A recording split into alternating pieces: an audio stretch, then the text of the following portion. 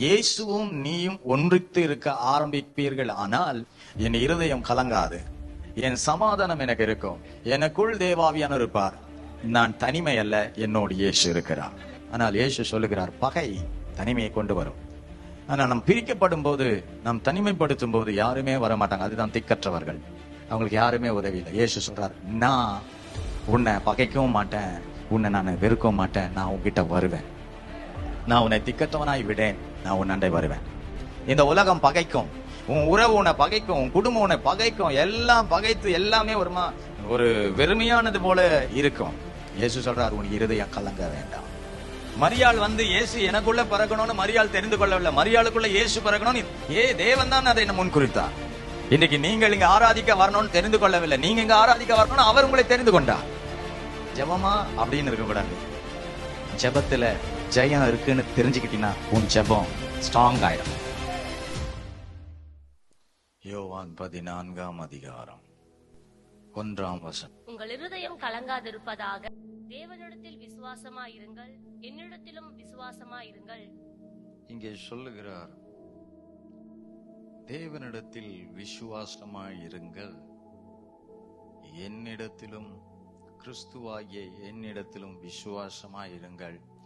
உங்கள் இருதயம் என்னை விசுவாசித்த பிறகு உங்கள் இருதயம் கலங்க வேண்டியது இல்லை, கலங்கப்படுவதும் இல்லை. ஆனால் இன்றைக்கு இந்த வார்த்தையை நம்ம விசுவாசிக்க முடியாம போறதுக்கு காரணம் அவருடைய பிரசன்னத்தினுடைய அந்த ஆவியானவரை வைக்க வேண்டிய இடத்தில் நாம் வைத்துக் கொள்ளாததினாலதான். அதே அதிகாரம் 18 படியுங்கள். நான் உங்களை திக்கற்றவர்களாக விடேன், உங்களிடத்தில் வருவேன். அவர் சொல்லுகிறார், நான் உங்களை திக்கற்றவர்களாய் விடேன், உங்கள் அண்டை வருவேன். உங்கள் இருதயம் கலங்க வேண்டாம், நான் உங்களை தனிமையாக திக்கற்றவர்களாய் விட மாட்டேன். 27 படியுங்கள். சமாதானத்தை உங்களுக்கு வைத்து போகிறேன், என்னுடைய சமாதானத்தையே உங்களுக்கு கொடுக்கிறேன். உலகம் கொடுக்கிற பிரகாரம் நான் உங்களுக்கு கொடுக்கிறதில்லை. உங்கள் இருதயம் கலங்காமலும் பயப்படாமலும் இருப்பதாக. இவைகள் எல்லாமே ஒரு இருதயத்தை காட்டுகிறது. உங்கள் இருதயம் கலங்க வேண்டாம். அந்த இருதயத்தை பார்த்து சொல்லுகிறார், நீ கலங்க வேண்டாம். காரணம், ஏன் நீ கலங்குறாய் என்றால், நீ உனக்கு யாரும் இல்லை. என்னுடைய நிலைமையை என்னால சமாளிக்க முடியவில்லை. அப்போது அவர் சொன்னார், இல்லை, நீ தனிமையாய் உன்னை நான் விடுவதில்லை, நான் உன்னை திக்கற்றவராய் விடல, நான் உன்கிட்ட வருவேன்றார், நான் உன் கூட இருப்பேன்றார். அந்த இருதயத்தை மறுபடியும் அவர் தைரியப்படுத்துகிறார். பிறகு அந்த இருதயத்துக்குள்ளாக தம்முடைய ஆவியானவரை அவர் பிரவேசிக்கும்படி அந்த ஆவியானவர் ஆசைப்படுகிறார். இதயம் கர்த்தருக்கு திறக்கப்பட வேண்டும். அந்த ஆவியானவர் அவனுக்குள் பிரவேசித்து விடுகிறார். எந்த மனிதனுக்குள் பரிசுத்த ஆவியானவர் தங்க ஆரம்பித்தாரோ அந்த இருதயத்துக்குள்ளே சமாதானம் நிலை கொள்ள ஆரம்பிக்கிறது. இவைகள் எல்லாம் அந்த இருதயத்தை சம்பந்தப்பட்டதான். இன்றைக்கு பரிசுத்த ஆவியானவரும் நம்முடைய இருதயத்துக்குள்ளே தான் வாசம் பண்ணுகிறார். இந்த இருதயமாகிய பாத்திரத்துக்குள்ளாக தான் அவருடைய அபிஷேகம் ஊற்றப்பட்டிருக்கிறது. இன்றைக்கு இயேசுவும் நானும் ஒன்றித்து இருந்தால் நான் எப்பொழுதுமே எல்லாவற்றிலையுமே நான் ஜெயித்தவனாய்தான் வாழுவேன். இயேசுவும் நானும் ஒன்றித்திருந்தால் நாங்கள் ஜெயித்து விடுவோம். இயேசுவும் நானும் ஒன்றித்திருந்தால் என் வாழ்க்கைக்குரிய எல்லா நன்மையையும் எனக்கு கிடைத்துவிடும். ஆமென். இன்றைக்கு என்னுடைய மெசேஜுடைய டாபிக், இயேசுவும் நீயும் ஒன்றித்திரு. ஆமென். இயேசுவும் நீயும் ஒன்றித்து இருக்க ஆரம்பிப்பீர்கள் ஆனால் நிச்சயமாகவே இந்த சம்பவங்கள் எல்லாம் உங்கள் வாழ்க்கையில நீங்கள் பார்க்க முடியும். என் இருதயம் கலங்காது, என் சமாதானம் எனக்கு இருக்கும், எனக்குள் தேவாவியானவர் இருப்பார், நான் தனிமை அல்ல, என்னோடு இயேசு இருக்கிறார். ஆமென். அப்போது இயேசு இன்றைக்கு உங்களையும் என்னையும் பார்த்து சொல்லுகிறார், நான் உங்களோடு இருப்பேன். அவர் நம்மோடு இருப்பார். ஆனால் நாமும் அவரோடு இருக்கக்கூடிய மனசை நம்ம திறந்து கொடுக்கணும். இயேசுவே நீங்களும் என் கூட இருங்கன்னு. ஆமென். யோவான் 15ஆம் அதிகாரத்துல நீங்கள் வாசிக்கும் போது, யோவான் 15ஆம் அதிகாரம் 17ஆம் வசனம், நீங்கள் ஒருவரில் ஒருவர் அன்பாயிருக்க வேண்டுமென்றே இவைகளை உங்களுக்கு கற்பிக்கிறேன். 18, உலகம் உங்களை பகைத்தால் அது உங்களை பகைக்கிறதற்கு முன்னே என்னை பகைத்ததென்று அறியுங்கள். இங்கே பார்க்கும்போது இந்த உலகத்துல வாழும்போது என்ன பிரச்சனை நீ சந்திக்க நேரிட்டாலும் அது உன்னை பாதிப்பதற்கு முன்பதாய் அது என்னை பாதிக்கிறது என்று சொல்லுகிறார். ஆமென். ஆகையால் இந்த உலகம் உன்னை பாதிக்க பிரச்சனை கொடுக்கும் போது நீ கசப்பாய் மாறி விடாத. ஏனென்றால் என்னை பாதித்தது, நான் யார் மேலும் கசப்பு கொள்ளவில்லை, நான் அன்பு காட்டினேன், நீயும் அன்பு காட்டு என்று சொல்லுகிறார். ஆமென். உலகம் உங்களை பகைக்கும். அப்படி என்றால் ஒரு விரோதத்தை உண்டு பண்ணிவிடும். ஆனால் அவர் என்ன சொன்னார்? நீங்கள் ஒருவரில் ஒருவர் அன்பாய் இருங்கள். பகை பிரித்துவிடும், அன்பு இணைக்கும். இன்றைக்கு இயேசுவும் நானும் பிரியாதபடி ஒரு அன்பு, ஒரு பரிசுத்த ஆவியானவர் அவரையும் என்னையும் ஒன்றாய் இணைத்திருக்கிறார். அந்த இணைப்பினுடைய வெளிப்பாடுதான், அந்த இணைப்புடைய வெளிப்பாடுதான் கர்த்தரை ஆராதிக்க நான் வருகிறேன், கர்த்தரை தேடுகிறேன், கர்த்தரை ஆராதிக்க அவர் நேரத்துக்கு நான் அந்த ஆராதனைக்குள் வந்து அவரை ஆராதனை செய்கிறேன். இதுதான் அந்த அன்பையும் அந்த இணைப்பையும் காட்டுகிறது. ஏனென்றால் நான் அவரை ஆராதிக்காமல் போனால் நான் திக்கற்றவனாய் போய்விடுவேன். அவரை நான் ஆராதிப்பேன், ஆனால் அவர் எனக்கு துணையாக இருந்து எனக்கு வேண்டியதெல்லாம் அவர் செய்வார். தனிமையை எத்தனை பேர் உணர்ந்திருக்கீங்க? தனிமையை உணர்ந்தவங்க எத்தனை பேர் இருக்கீங்க? சிலவங்க தான் இன்னும் உணரல, ஆனா அவங்க போயிட்டு இருக்கிற பாதியா தான் அது அவங்களுக்கே புரியல, இன்னும் எங்க என்னல போயிட்டு இருக்கிறோம். ஆனா உணர்ந்தவர்கள் அந்த பாதையில அழுகை, வேதனை, காயங்கள், சொற்களின் பாதிப்பு, பகை, கசப்பு, தூக்கமின்மை, சாப்பிட முடியாது, மற்றவங்களை பார்க்க பிடிக்காது, மற்றவங்களோட பேச பிடிக்காது, பயங்கரமான ஒரு முள்ளில் கிடப்பது போல ஒரு வேதனை தான் அந்த தனிமை, மன அழுத்தம். அடுத்த ஒரு நிலைமை, வாழ்க்கை வருமா என்று யோசிக்க கூட முடியாத ஒரு நிலைமை. இந்த தனிமையில தான்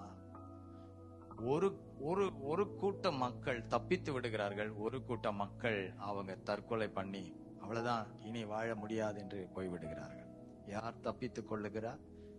திக்கற்றவர்களாய் இருந்தவர்கள் அந்த தனிமையில இயேசுவேன்னு நினைச்சதுனால அவங்களை ஏதோ ஒரு வழியில கர்த்தர் அவங்களை காப்பாற்றி ஒரு புது நாட்களை கொடுத்து ஆராதிக்க வைத்திருக்கிறார்.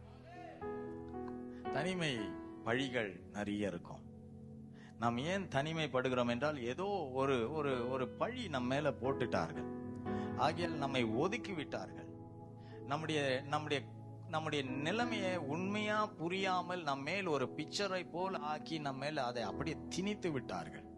இதை நீதான் செய்தாய், இதை நீதான் பண்ணினாய், இதை பற்றி நீதான் பேசினாய், நீதான் உள்ளண்டை சொல்லி இந்த கலகத்தை உண்டாக்கி என்னென்னவோ சொல்லி அந்த கூட்டத்திலிருந்து நம்மளை ஒதுக்கி விடுவார்கள். இந்த ஸ்கூல் படிக்கிற நேரத்துல பார்க்கலாம், ஒரு குரூப் ஃப்ரெண்டா இருப்பாங்க, அல்ல ஒருத்தர் சண்டே ஆயிடுச்சுன்னா ஒதுக்கிட்டு மற்ற குரூப் எல்லாம் நின்றுட்டு தனியா இருப்பாங்க, அவங்க டீம்ல இருந்து ஒதுக்கிடுவாங்க. அந்த தனிமை பிள்ளைகளை எத்தனோ பாதிப்பது உண்டு. இன்னைக்கு தனிமையின் வேதனை பயங்கரம். ஆனால் இயேசு சொல்லுகிறார், பகை தனிமையை கொண்டு வரும்.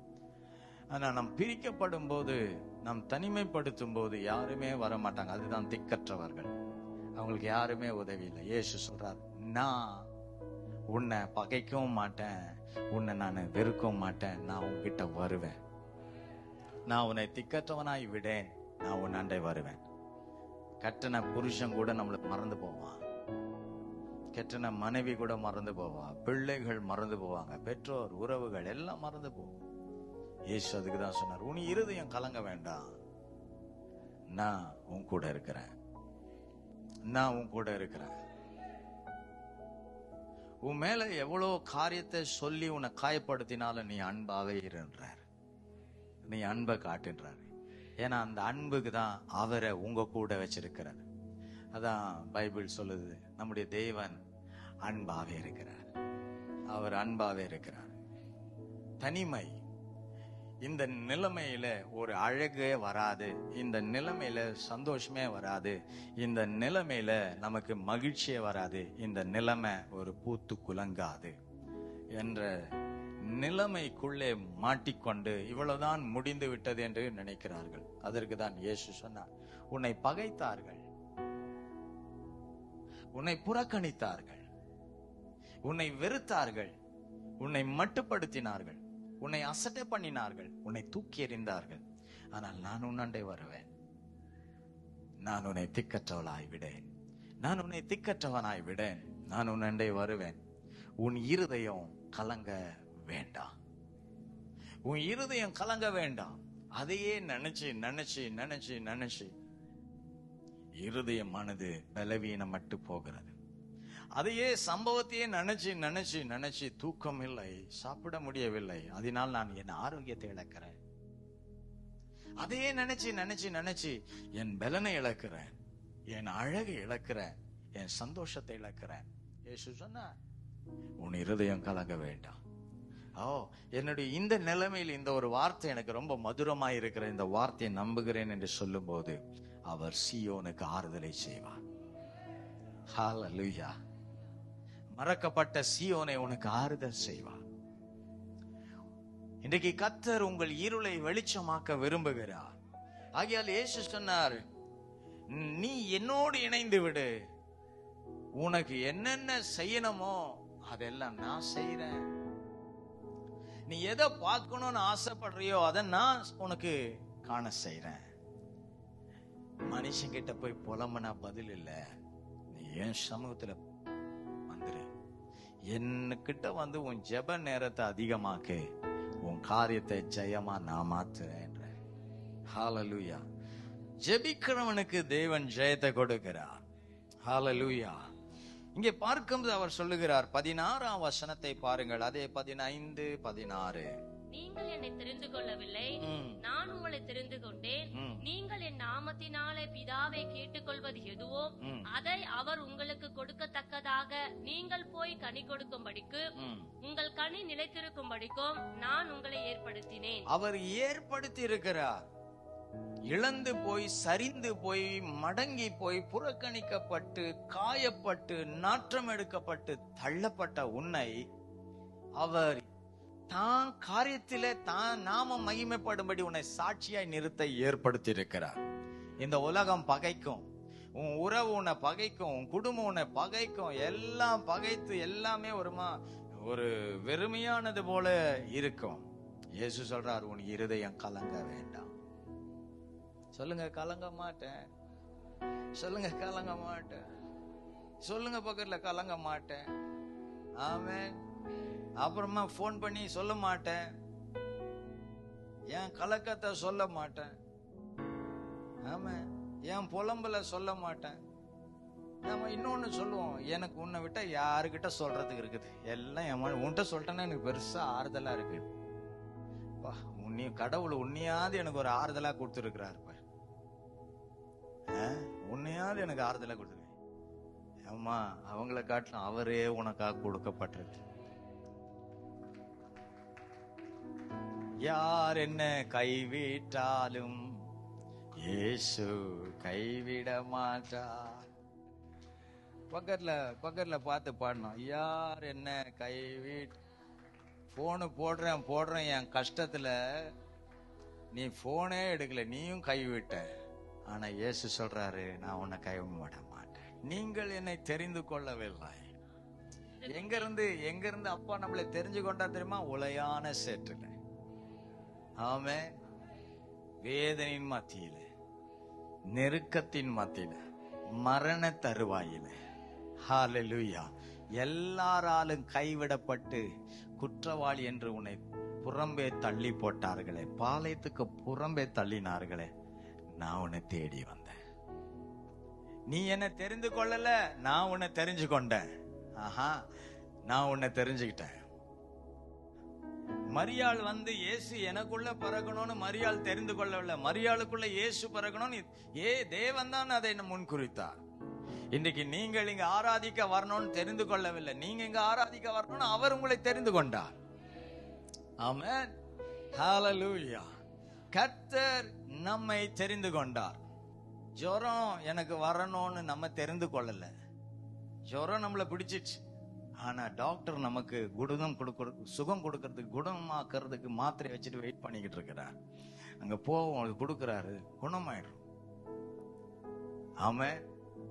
இன்னைக்கு நமக்கு நம்முடைய சிந்தைகளில தெய்வம் எல்லாவற்றையும் அறிந்து கொள்ளும்படி வச்சிருக்கிறார். எல்லாமே புரிஞ்சுக்கும். கால்ல ஒரு முள்ளு குத்துனா கூட தெரியுமா ஷீலா? தெரியும். அப்போ நல்ல ஒரிஜினல் கால் தான்.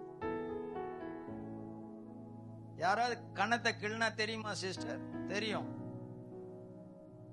கணத்தை கிள்னா தெரியும். ஆனால் நமக்கு எல்லாம் உணரக்கூடிய நம்முடைய பிரெயின், நம்ம மூளைக்கு நம்ம சரீரத்துல சில காரியங்களை தேவன் செய்யறத நாமே அறியாத மாதிரி செட் பண்ணி வச்சிருக்காரு. பக்கத்துல பாருங்க, தெரியுமா அது உனக்கு? நாம் சரீரத்துல நமக்கே தெரியாமல் நமக்குள் நடக்கிற சம்பவம் நம்ம மூளையே புரிஞ்சிக்காத அளவுக்கு சிஸ்டம் ரெடி பண்ணி வச்சிருக்கிறார். நம்ம தேவனை போல ஒரு படைப்புல பியூட்டிஃபுல்லானவங்க வேற யாரும் இல்லைங்க. எத்தனை பேருக்கு 10 விரல் இருக்கு? உங்க கையில இருக்கிற நகம் எப்போ வளருதுன்னு உங்களுக்கு தெரியவே தெரியாது. உங்க கையில இருக்க நெயில் நகம்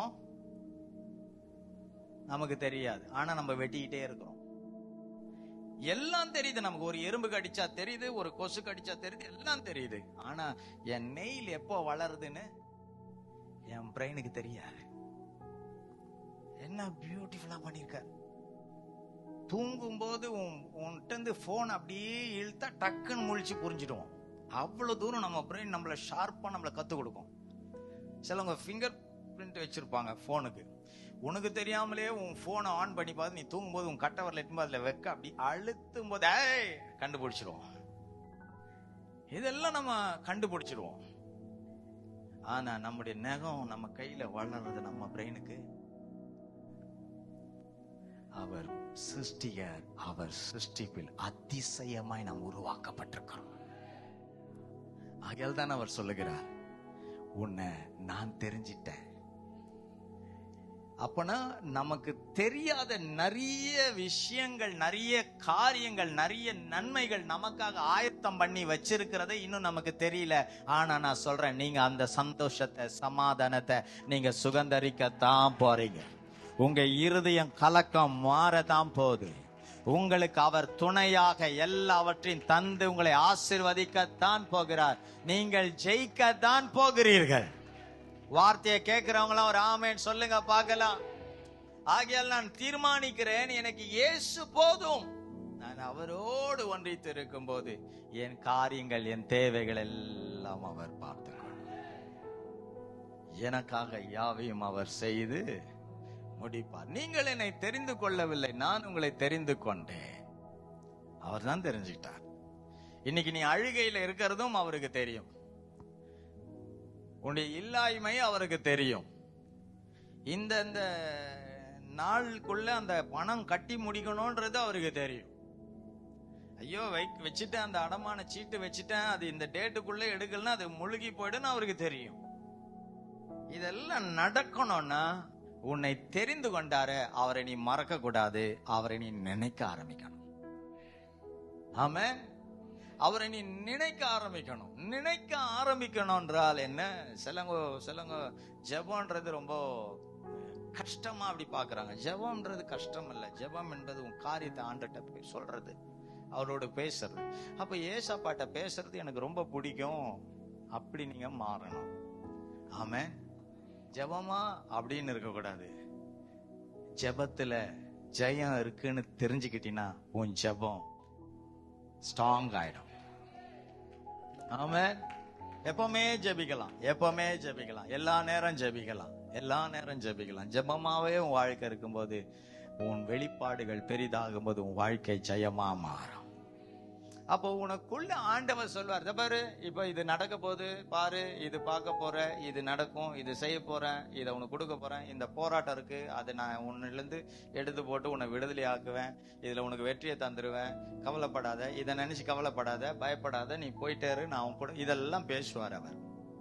நம்ம பேசுறது எல்லாத்தையும் அப்படியே வச்சுட்டு, பதில் கொடுக்கிறவரை வச்சுட்டு, ஜெயம் கொடுக்கிறவரை வச்சுட்டு, நம்மளும் ஐயோ ஐயோ ஐயோன்னு வீட்டுல இருக்கிறத புடிச்சு உயிரை வாங்கி கிடக்கிறோம். மாம்ச புயபலம் உள்ளவன் மேல நாசில சுவாசம் உள்ள மனுஷனை நம்ம நம்புறது, அது நமக்கு தோல்வியை தரும், பாரத்தை தரும், இன்னொன்னு குழப்பத்தை தரும். ஆமென். இன்னொன்னு குழப்பத்தை தரும். இன்னைக்கு அப்படி இல்லை நம்முடைய வாழ்க்கை. நம்ம யாரோடு வாழ்றோம்னா, எல்லாவற்றையும் எனக்காக ஜெயித்தவரா சிங்காசனத்துல உட்கார்ந்து இருக்காரு. நான் போறேன், அவரும் நானும் ஒன்றாகும் போது உலகத்துல உபத்திரம் இருக்கும், ஆனாலும் நான் திடம் கொள்ளுவேன். ஏன்னா என் கூட இருக்கிற உலகத்தை ஜெயித்தாரு, ஆகியால் நானும் அந்த ஜெயத்தை. நீங்க இயேசுடைய பிள்ளை, உங்களுக்கு வேண்டியது எல்லாவற்றையும் அவர் செய்ய வல்லமை உள்ளவரும் உண்மை உள்ளவரா இருக்கிறாரு. நீங்க தோற்று போவதே கிடையாது. நீங்க இருதயத்துல விசுவாசத்துல நீங்க பேச ஆரம்பிக்கணும். ரைட்? அந்த 15ஆம் அதிகாரம் 1-2 அப்படி வரலாமா?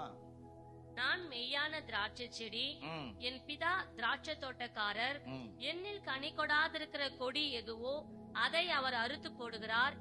கனி கொடுக்கிற கொடி எதுவோ அது அதிக கனிகளை கொடுக்கும்படி அதை சுத்தம் பண்ணுகிறார். பாருங்க, சொல்லுங்க. கனி கொடுக்கிற கொடி எதுவோ, கனி கொடுக்கிற கொடி எதுவோ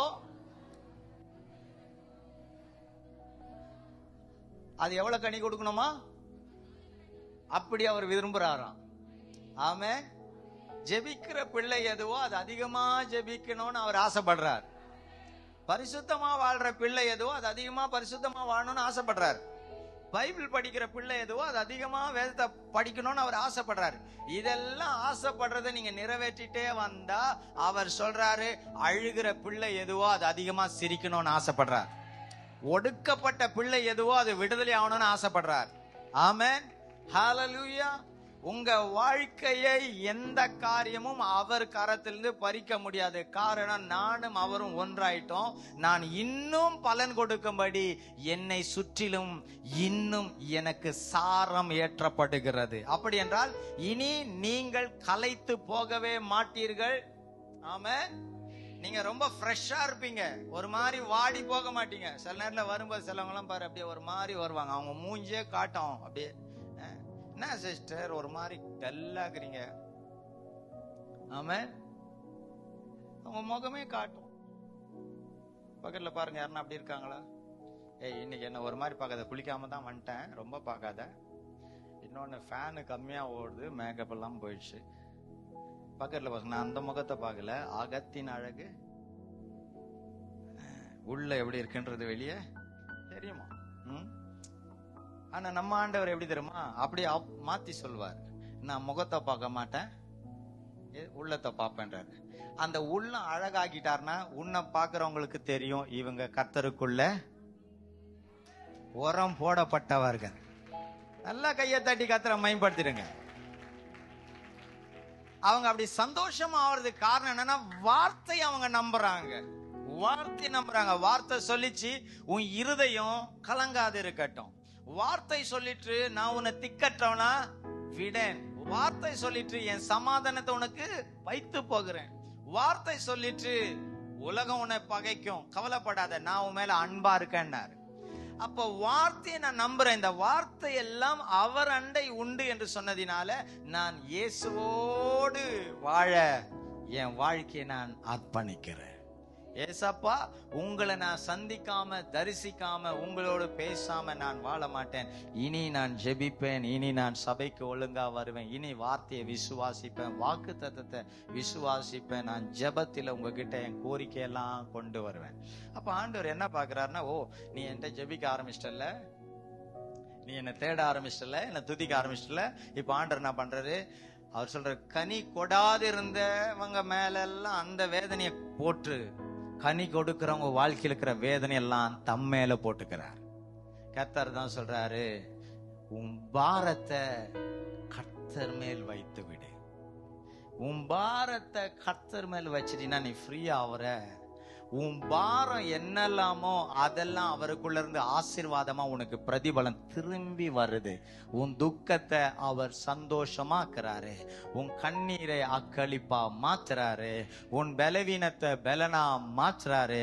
உன் தரித்திரத்தை ஐஸ்வர்யமா மாத்துறாரு. உன் பகையை சமாதானம் மாக்குறாரு. உங்களுடைய வாழ்க்கையினுடைய எல்லா இருளையும் வெளிச்சமாய் மாற்றுகிறாரு. இயேசு சொன்னார், உனக்காக நான் யாவையும் செய்து முடித்தேன், ஆகையால் என்னண்டை வருகிறவரை நான் புறம்பே தள்ளல, எனக்குரியதெல்லாம் அவர்களுக்குரியதாய் தந்து நான் என் வருகை மட்டும் உன்னோடு கொடர்ந்து உன்னை கைவிடாம நான் நடத்துவேன். நீங்க எப்பவும் புரிஞ்சுக்கணும், உங்களுக்கு ஒரு எதிரி இருக்கிறான்.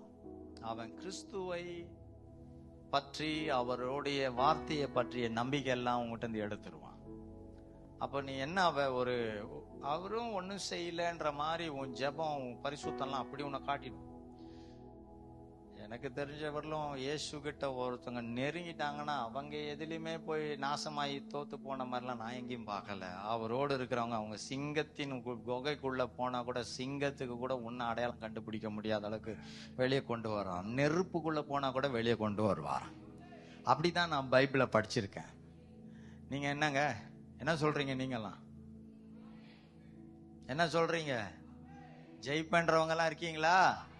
உங்க நிலைமை அவர் மாற்றுவார்னு நம்புறீங்களா? ஹல்லேலூயா. அவரால ஆகும். மார்த்தாள், மரியாளுக்கே ஒன்னும் புரியல. மரியாளே சொல்லிட்டு வேலைக்காரன்ல பார்த்தேப்பா திராட்சை ரசம் இல்லைன்னு சொன்னேன், அவரும் நீ சும்மா இருன்னு சொல்லிட்டாரு. அவருக்கு ஏதோ டைம் வரலன்னு சொல்லிட்டாரு. விலங்குல எனக்கு என்ன பண்ண போறாரு, அவர் என்ன சொல்றாரோ அதை நீங்க செய்யுங்கன்ட்டு போயிட்டாங்க. ஆனா இயேசு சொன்னாரு, என் வேலை இன்னும் வரல. இன்னைக்கு இங்க இருக்கிற நிறைய உங்களை எல்லாரையும் நான் பார்த்து சொல்றேன், உங்களுடைய அற்புதம் அப்படி நிக்குதுன்னா உங்களுக்கும் பரிசுத்த ஆவியானவருக்கும் இருக்கிற ஒரு உறவை இன்னும் நெருங்கி கிட்ட வரும் வேண்டும். என்னதான் இந்த ஒயர்ல பவர் இருக்கலாம், இந்த ஒயர்ல பவர் இல்லாம இருக்கலாம். 2 ஒயரை நீ இப்படி வச்சுட்டு லைட் எரியணும்னு நினைச்சா எரியாது. அது ரெண்டும் சேர்க்கப்படும் போது இங்க இருக்கிற பவர் இதற்குள் போகும்போது அந்த பவர் எரிய ஆரம்பிக்கும். இன்றைக்கு பவர் உள்ளவரோடு நீங்க கனெக்ட் ஆகாத வரலும், அவரோடு கூட நீங்க இணையாத வரலும், நான் கிறிஸ்துக்குள்ள இருக்கிறேன் இந்த பவரோட உன் பவர் நீ போய் ஜாயின் பண்ணும்போது தான் இங்க இருக்கிறதெல்லாம் இதற்குள்ள வரும். இன்றைக்கு நிறைய நேரங்கள்ல உங்களுக்கும் அவருக்கும் அப்படியே ஒரு இடைவேளை. இந்த இடைவேளையில தான் அவர்கிட்ட இருந்து நீங்களும் பெற்றுக்கொள்ள முடியல, உங்ககிட்ட இருந்து அவருக்கும் எதுவும் செய்ய முடியல. அதுக்குதான் அவர் சொன்ன, அவன் மரியாள் சொல்லிட்டு போறாங்க, அவர் என்ன சொல்றாரோ அதை நீங்க செய்யுங்கன்னு சொல்லிட்டு அமைதி ஆயிட்டான்.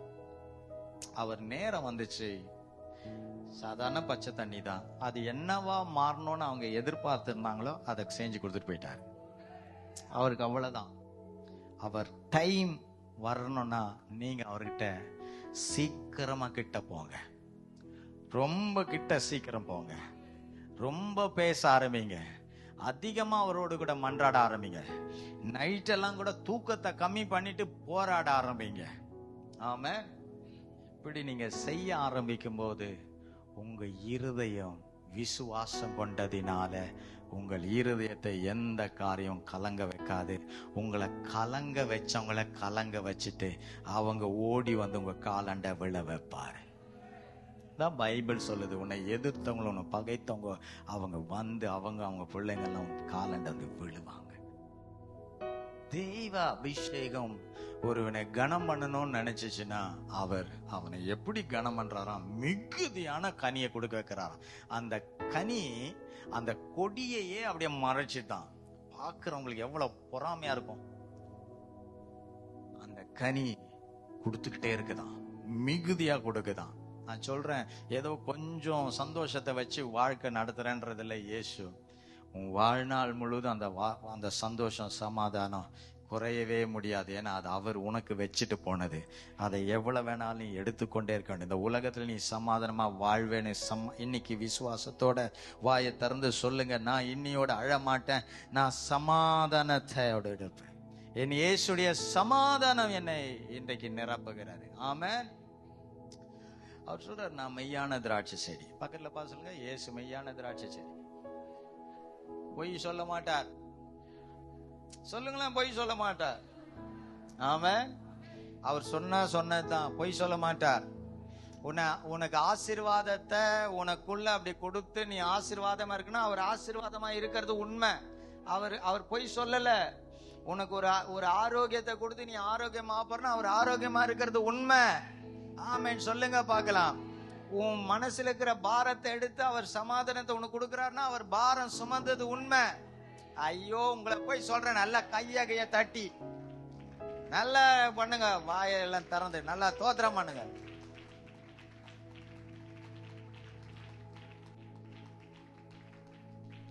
ஸ்கூல்ல தான் கவனிக்கல, அதான் இந்த நல்ல பைபிள் சபையிலேயாவது கவனிச்சு ஏதாவது ஒரு டிகிரி வாங்கிட்டு போலாம்ல. ஒரு நல்ல தத்தமா ஆமேன்னு சொல்லுங்க பார்க்கலாம். அங்கேயும் தூங்குன, இங்கேயும் தூங்குற, அங்கேயும் கட்டடிக்கிற, இங்கேயும் கட்டடிக்கிற, நல்ல ஒரு ஆமேன்னு சொல்லுங்க பார்க்கலாம். நான் மெய்யான திராட்சை செடின்றாரு. அப்பனா அவர்கிட்ட நம்ம நம்பிக்கை அவரோட இணையலாம். அது பொய் கிடையாது. பொய்யானது கிட்ட நீ இணைஞ்சினா உன்னை ஆண்டவர் உன்கிட்ட வர முடியாது. காரணம் என்னன்னா, பொய்யானது என்ன பண்ணும்? ஏசாயா 5ஆம் அதிகாரத்தை திருப்புங்க, 1-7 வரை அந்த வசனத்தை டக்குன்னு படிக்கலாம். இப்பொழுது நான் என் நேசரிடத்தில் அவருடைய திராட்சை தோட்டத்தை குறித்து என் நேசருக்கேற்ற ஒரு பாட்டை பாடுவேன். என் நேசருக்கு மகா செழிப்பான மேட்டிலே ஒரு திராட்சை தோட்டம் உண்டு. என் நேசருக்கு ஒரு மகா செழிப்பான ஒரு திராட்சை தோட்டம் உண்டு.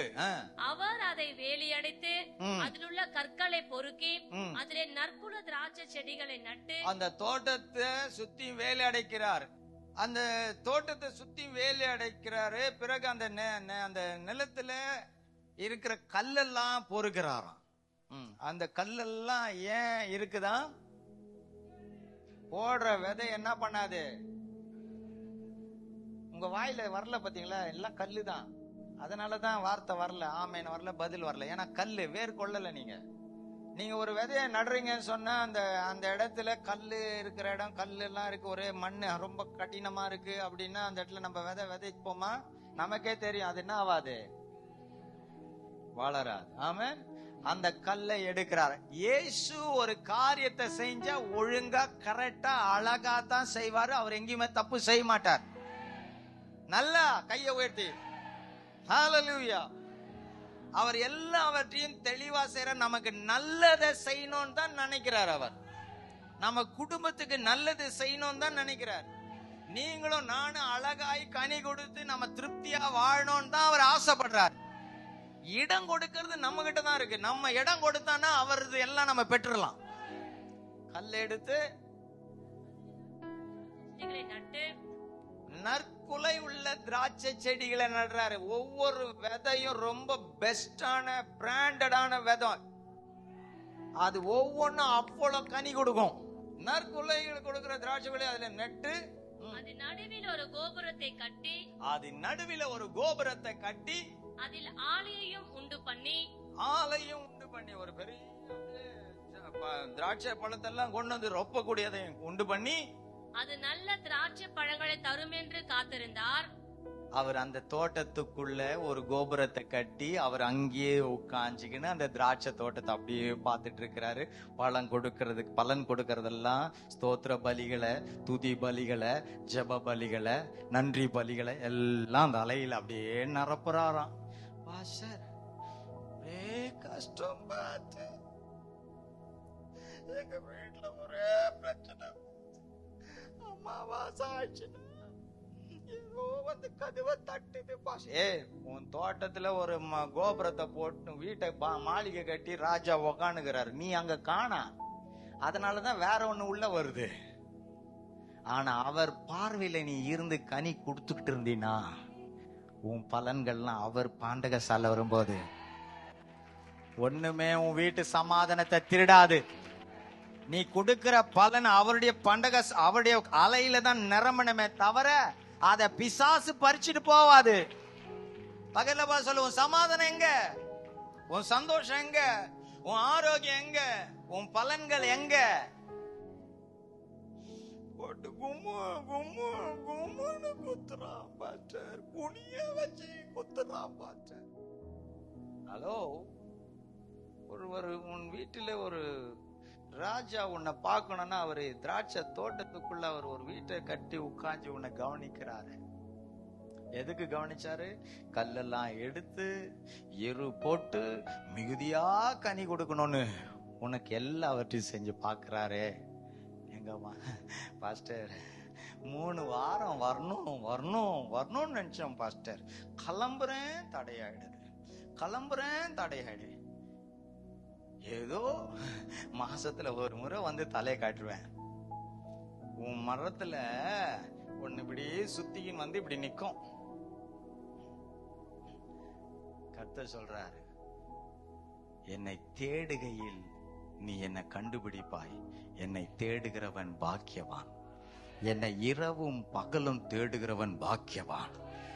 நானே அவன் ஜீவன் என்று என்னை சார்ந்திருக்கிறவனுக்கு நான் அடைக்கலமாயிருப்பேன். என்னை தேடுகிறவனை மரண பரியந்தும் நான் கைவிடாதிருப்பேன். அவ்வளவு உண்மை உள்ள தேவனை உன் நேரத்துக்கு தேடக்கூடாது, அவர் நேரத்துக்கு நீ தேடணும். காரணம், அவர் பார்வைக்கு யாரும் மறைய முடியாது. அவர் அந்த தோட்டத்துக்குள்ளதான் இருக்கிறாரு. நீ ஆராதிக்கிற சபைக்குள்ள தான் அவர் இருக்கிறாரு. இங்கிருந்து உன்னை பார்த்துக்கிட்டே தான் இருக்கிறாரு. ஆமென். ஓட்டு வர முடியாது. சபை காஞ்சத்தான். நாட்டப்பட்ட இடத்துல நீ இருந்து கனி கொடுத்துட்டே இருக்கணும். ஞாயிற்றுக்கிழமை ஆராதனைன்னா அது உனக்கும் ஆண்டுக்கு இருக்கிற ஒரு உறவு. அந்த நேரத்தை எதுக்குமே நீ போயிடக்கூடாது. அவர் வர்ஷிப் ஸ்டார்ட் பண்ணும்போது நீ அங்க ஆர்ப்பரிக்கணும். ஆமென் அல்லேலூயான்னு ஆர்ப்பரிக்கணும். அதை அவர் பார்க்கும்போது நீ கனி கொடுக்கும்படி உன்னை ஆசீர்வதிப்பார். எருசலேமின் குடிகளே, யூதாவின் மனுஷரே, எனக்கும் என் திராட்சை தோட்டத்துக்கும் நியாயம் தீருங்கள். எனக்கும் என் திராட்சை தோட்டத்துக்கும் நியாயம் தீருங்கள். நீயும் நானும் சரியான சாட்சியின் வாழ்க்கை வாழாததினால, பாவத்துல விழுந்ததினால இயேசு அந்த மரணத்தை தன் மேல் ஏற்றுக்கொள்ள தன்னை ஒப்பு கொடுத்துட்டார். என் ரத்தத்தை சிந்துறேன், என் உயிரிய கொடுக்கிறேன்னு பழிகள் எல்லாம், நம்ம பழிகள்லாம் அவர் மேல விழுந்துச்சு. நம்ம ஒழுங்கான கனி கொடுக்காதனால அவர் அந்த தண்டனை ஏத்துக்கிட்டாரு. அடுத்தது போலாம். நான் என் திராட்சை தோட்டத்திற்காக செய்யாத எந்த வேலையை அதற்கு இனி செய்யலாம்? அது நல்ல திராட்சை பழங்களை தரும் என்று நான் காத்திருக்க அது கசப்பான பழங்களை தந்ததென்ன? இப்பொழுதும் நான் என் திராட்சை தோட்டத்துக்கு செய்வதை உங்களுக்கு அறிவிப்பேன். இப்போது என் திராட்சை தோட்டத்துக்கு நான் செய்வதை உங்களுக்கு அறிவிப்பேன். அதன் வேலையை எடுத்து போடுவேன். அது மேய்ந்து போடப்படும். அது மேய்க்கப்படும். அதன் அடைப்பை தகர்ப்பேன். அதனுடைய அடைப்பை நான் தகர்ப்பேன். அது மிதி உண்டு போகும். அதை பாழாக்கி விடுவேன். அதன் கிளை நறுக்கப்படாமலும் களை கொத்தி எடுக்கப்படாமலும் போவதால் முச்செடியும் நெரிஞ்சலும் முளைக்கும். தேவையில்லாதது அதன் மத்தியிலே வளரும். அதன் மேல் மழை பெய்யாதபடிக்கு மேகங்களுக்கும் கட்டளையிடுவேன் என்கிறார். காய்ந்து போகும். சேனைகளின் கர்த்தருடைய திராட்சை தோட்டம், இஸ்ரவேலின் வம்சமே,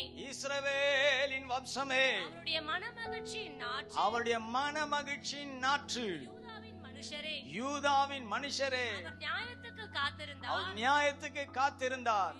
இதோ கொடுமை, நீதிக்கு காத்திருந்தார். இதோ முறைப்பாடு. இன்றைக்கு கர்த்தர் சொல்லுகிறார், ஒரு பாதுகாப்பை அதற்குள் தங்காதவர்களுடைய பாதுகாப்பு எடுக்கப்படுகிறது. யாருக்கு எடுக்கப்படுகிறது? யார் பலன் இல்லாமல் போகிறார்கள்? யார் மேல் மழையின் ஆசீர்வாதம் தண்ணீர் இல்லை? யார் மிதிக்கப்படுகிறார்கள்? யார் நெருக்கப்படுகிறார்கள்? யாருக்கு நெரிஞ்சல்? அவரோடு இல்லாமல், அவருடைய சித்தத்தை செய்யாமல் கசப்பு கனி கொடுத்தவர்களுக்கு பாதுகாப்பு இல்லை. வேதம் அதுதான் சொல்லுகிறது.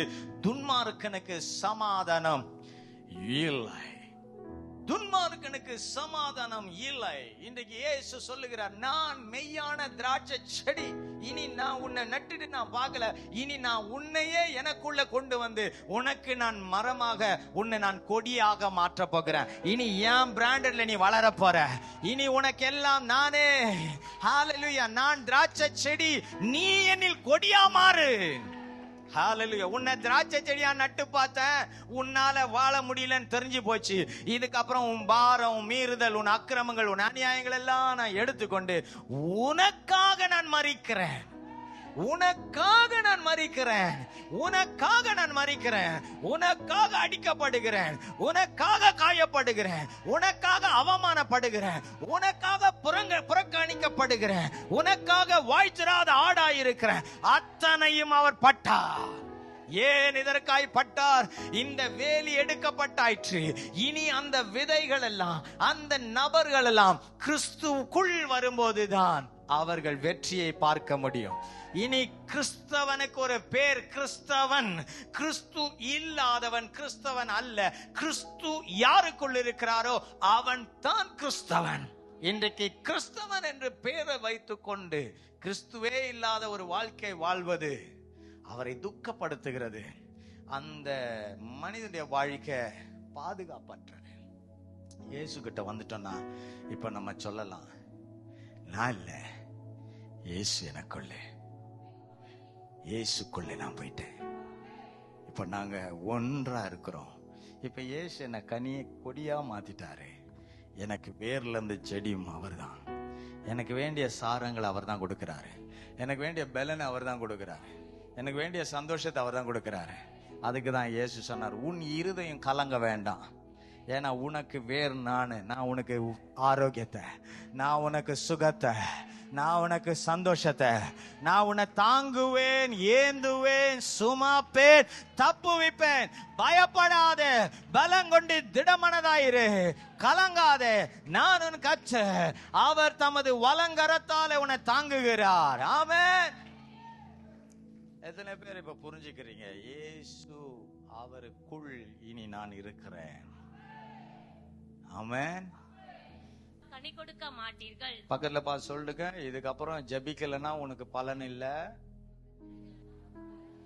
ஆவியில நிரம்பலன்னா பலன் இல்ல, இயேசுடைய அன்பு ஊழியத்துல உனக்கு ஒரு பங்கு இல்லைன்னா பலன் இல்ல, சபையில நீ நல்ல ஒரு விசுவாசியா சாட்சியா வாழலனா உனக்கு அவர்கிட்ட அந்த ஒரு பலனும் இல்லை. ஆமென், ஆமென், ஆமென். நல்லா அல்லேலூயா சொல்லலன்னா உனக்கு ஆசீர்வாதம் இல்லை. கையை தூக்கி சொல்லலன்னா ஆசீர்வாதம் இல்லை. எஸ், அவர் சொல்றார், நீயும் நானும் ஒண்ணு. ஆமென். அவர் சொல்றாரு, என்னில நிலைச்சிருந்தாரு.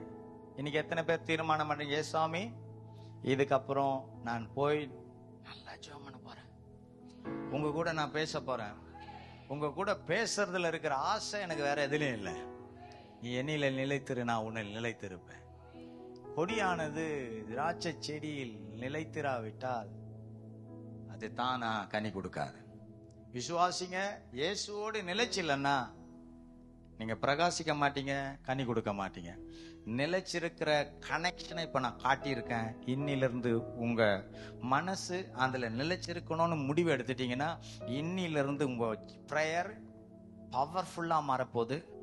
உங்க எதிரி விழப்போறான், நீங்க வாழ போறீங்க. நீங்க கேட்டுக்கொள்ளுகிற காரியத்தை அவர் உங்களுக்கு செய்து முடிக்க போகிறார், செய்ய போறாரு. கண்டிப்பா செய்ய போறாரு, கண்டிப்பா செய்வார். அவர் மெய்யான திராட்சை செடி, அவர் மெய்யான திராட்சை செடி. நீ ஒரு உண்மையான விசுவாசியா மாறு, நீ உண்மையான ஒரு விசுவாசியா மாறு. அவரை விட்டு என்னை யாரும் பிரிக்க முடியாது. பவுல் அதான் சொல்றார், கிறிஸ்துவின் அன்பை விட்டு என்னை எதுவும் பிரிக்க முடியாது. அப்படிப்பட்ட ஒரு உறவுல நீங்க வந்துட்டீங்கன்னா உங்க காரியம் எல்லாம் அவர் பார்த்துக்குவார். 7ஆம் வசனத்தை படிங்க. நீங்கள் என்னிலும் என் வார்த்தைகள் உங்களிடம் நிலைத்திருந்தால் நீங்கள் கேட்டுக்கொள்வது எதுவோ அது உங்களுக்கு செய்யப்படும். பக்கத்துல பாருங்க, பைபிள் நல்லா படிக்கணும், வசனம் நிறைய மனப்பாடம் பண்ணணும். ஆமென். அத கூட வாய் தோந்து சொல்ல மாட்டாங்க. பைபிள் நல்லா படிக்கணும், பைபிள்ல இருக்க வசனம் எல்லாம் உனக்குள்ள வந்துடணும். வசனம் எல்லாம் உனக்குள்ள வரணும். வார்த்தை உனக்குள்ள இருந்தா நீ கேட்டுக்கொள்ளுகிற காரியம் எதுவா இருந்தாலும் அது உனக்கு செய்யப்படும். சொல்லுங்க, செய்யப்படும். செய்யப்படும். அது நடக்கும். அது நடக்கும். அது நடக்கும். உன் பிரச்சனை அவர் வார்த்தை காட்டிலும் பெருசு இல்ல. உன் பிரச்சனை காட்டிலும் வார்த்தை பெருசு. வார்த்தைக்கு முன்னாடி உன் பிரச்சனை ஒண்ணுமே இல்ல என்பதை உண்மையா நம்புறவங்க இருந்தீங்கன்னா தலைக்கு மேல நீ கேட்டுக்கொள்வது உனக்கு செய்யப்படும். எதை கேட்கறியோ அதை கொடுப்பாரு. வீடை கேட்டா வீடை கொடுப்பாரு, வாகனத்தை கேட்டா வாகனம் கொடுப்பாரு, வேலை கேட்டா வேலை கொடுப்பாரு, சம்பளத்தை உயர்வை கேட்டா சம்பளத்தின் உயர்வை கொடுப்பாரு, பிள்ளை பாக்கியத்தை கேட்டா பிள்ளை பாக்கியத்தை கொடுப்பாரு, ரட்சிப்பை கேட்டா ரட்சிப்பை கொடுப்பாரு, புருஷன் மனம் திரும்புதல கேட்டா மனம் திரும்பல கொடுப்பாரு. குடும்பத்தில் அற்புதம் நடக்கும், தேவைகள் சந்திக்கப்படும், கடனை மாறும், வேதனை மாறும். ஹல்லேலூயா. நீ கேட்டுக்கொள்வது எதுவோ அது உனக்கு செய்யப்படும்.